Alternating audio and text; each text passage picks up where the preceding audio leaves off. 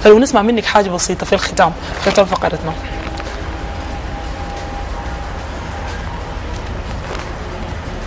أنا ما عارفة أقول لك وطني ولا أقول لك غيره، لكن بهواك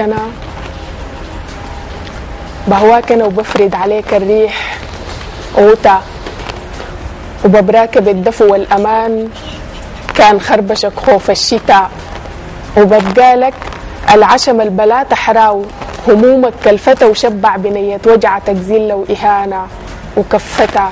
بهواك أنا ومتيقن الروح للقاك متمردة، وكذب اللي بيحدد لك وطن وانت المسامي محددة، ودمنه اللي بيقيسك في الحروف منو بفراقك هدده، وانت الفرشنا لك دروب احساسنا شان تتوسدا.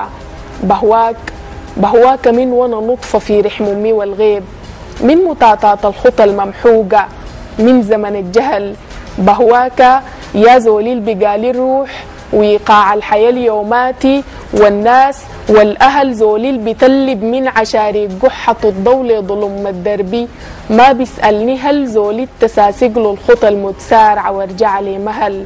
بهواك وما يا ريت لقيتك بدري، هو شنو الفات قبل ألقاك ولا محسوب قبيل، وشنو العمر لو ما الحبيبة التحرسعت الحوبة حيل، وشنو القصيدة الحلوة كان ما جرت الهاشمية في ظهر البكتفة بالصهيل، وكيفين إذا ما حرت الشمي شسي نفتقد المقيل المر ونفتقد المقيل.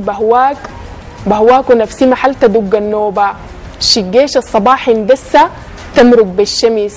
بهواك ونفسي محل تنابزني